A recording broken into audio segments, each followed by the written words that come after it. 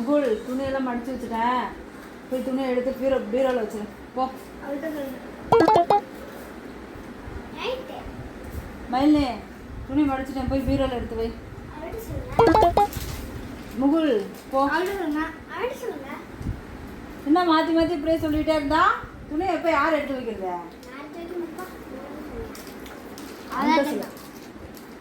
இவ்வளோ துணியை நான் கஷ்டப்பட்டு மடித்து வச்சுருக்கேன், போய் 2 பேரும் சேர்ந்து எடுத்து வைங்க. அப்படியா? கொஞ்சம் இருங்க.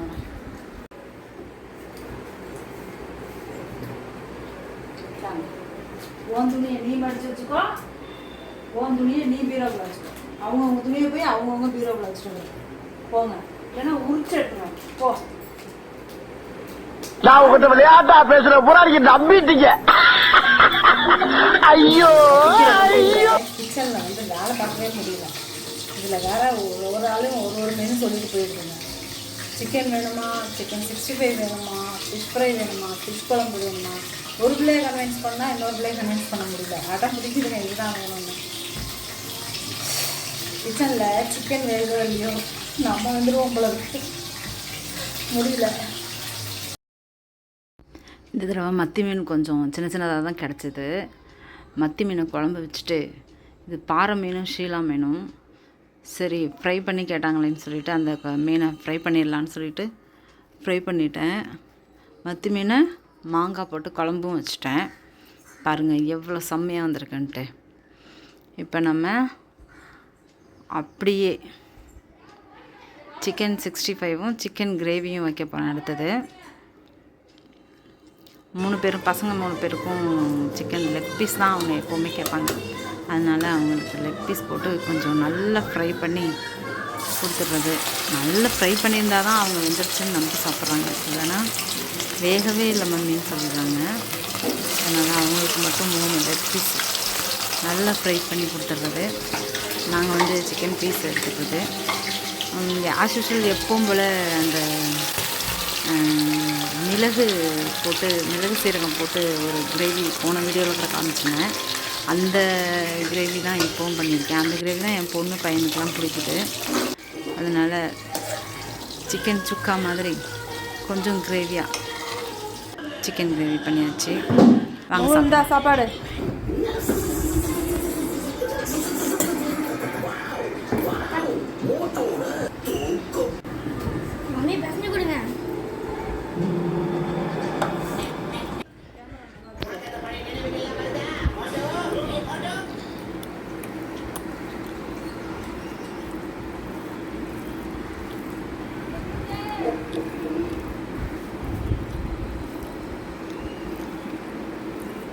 பத்து வயசாகுது, இன்னும் பசஞ்சு தர வேண்டியதாக இருக்கு. ஆமாம், பச தெரியாது.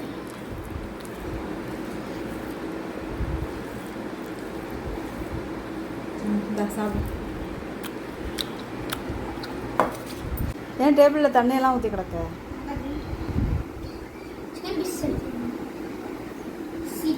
நீ சாப்பிட்டுட்டியா? சாப்பிட்டு முடிச்சிட்டியா? நீ உனக்கு யார் பசஞ்சு கொடுத்தா? உனக்கும் 10 வயசு வரைக்கும் நான் தான்ப்பா பசஞ்சு கொடுத்தேன்.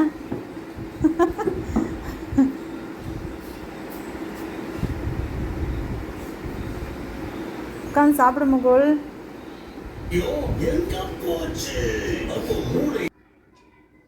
பசங்களை சாப்பிட வச்சுட்டு நானும் சாப்பிட போகிறேன். என்னன்னு பாருங்கள், வெங்காயம்லாம் வச்சுருக்கேன்னு பார்க்குறீங்களா? இங்கே பாருங்கள், பழைய சாதம். எப்போ இந்த வெயில் கொளுத்த ஆரம்பிச்சதோ அப்போத்துலேருந்து கொஞ்சம் சாதம் அதிகமாக போட்டு வடிச்சிடுறதுங்க பழைய சாதத்துக்கு. மறுநாள் ஆனால் பழைய சாதம் சாப்பிட்டுக்கலாம் அப்படின்ட்டு ஒரு நாளைக்கு ஒரு காலையிலையோ இல்லை மத்தியானமோ பழைய சாதம் எடுத்துக்கிறது. இல்லைனா வெயிலை சமாளிக்கவே முடியல. நாங்கள்லாம் சின்ன வயசில் இருக்கும்போது எங்கள் ஊர்லலாம் எங்கள் வீட்டில் ஒரு வேளையாவது பழைய சாதம் சாப்பிடுவோம். நான் வந்து கல்யாணம் ஆகிற வரைக்குமே காலையில் பழைய சாதம், இல்லாட்டி மத்தியானம் பழைய சாதம், அந்த மாதிரி தான் நாங்கள் சாப்பிட்டுட்டு இருந்தோம். கல்யாணம் ஆனதுக்கு அப்புறமா தான் எங்கள் வீட்டில் வந்து எங்கள் மாமியாருக்கு பழைய சாதம் ஒத்துக்காதுன்ட்டு சொல்லிவிட்டு பழைய சாதம் வைக்கிற பழக்கமே விட்டாச்சு, மறந்தாச்சு. இப்போது திரும்ப ரீஸ்டார்ட் பண்ணியிருக்கோம் பழைய சாதம். இந்த வெயிலுக்கு பழைய சாதம் சாப்பிட்டா தான் கொஞ்சமாவது நல்லா இருக்குது. வீட்டுக்குள்ளே தான் இருக்கோம், ரூமில் தான் இருக்கோம். இருந்தாலும் வெயில் அணத்துற அணத்து இங்கே சென்னையில் அப்பப்பப்பா எல்லா ஊர்லேயும் வெயில் ஒரே மாதிரி தான் அடிக்குதா என்னன்னு தெரியல. இங்கே போட்டு கொளுத்துது அணத்துது, அவ்வளோ வெயிலாக இருக்குது. அதனால் டெய்லியும் ஒரு வேளை பழைய சாதம்னு சொல்லி நிறைய பேர் அதோட மகத்துவம் தெரியல. பழைய சாதத்தில் இல்லாத சத்து வேறு எதுலேயுமே இல்லை. அதனால் இந்த வெயிலை சமாளிக்கிறதுக்கு பழைய சாதம் சாப்பிடுங்க, நல்லாயிருக்கும், உடம்புக்கு சூப்பராக இருக்கும்.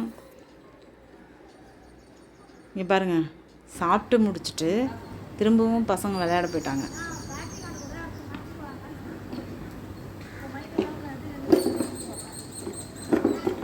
கிரிக்கெட் விளையாடுறாங்க பாருங்கள்.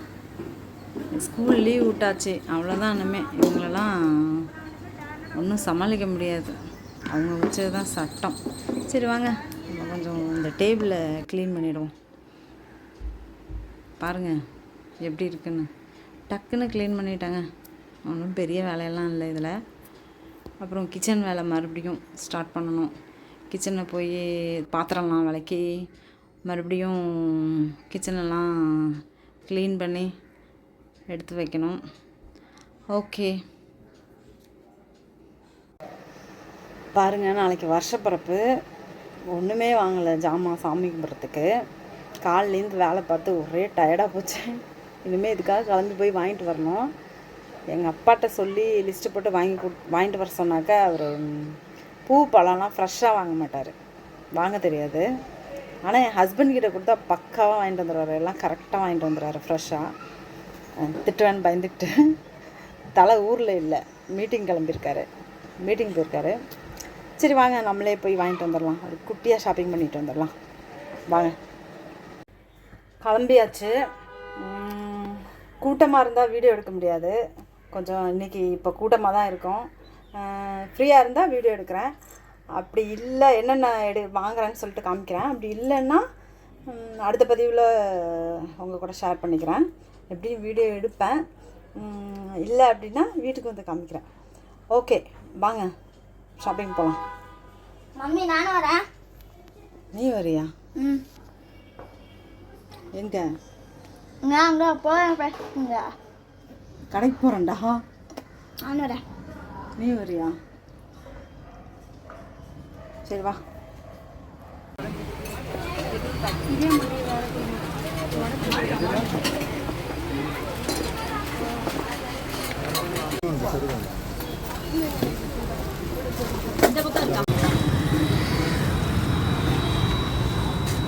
பாருங்கள் கடை எவ்வளோ கூட்டமாக இருக்குன்னு பாருங்கள். இந்த கூட்டத்தில் போயிட்டு ஜாமான் வாங்கிட்டு வரணும். அதனால் நோ பாசிபிள். ஓகேங்க, பாய். நெக்ஸ்ட் வீடியோவில் பார்ப்போம்.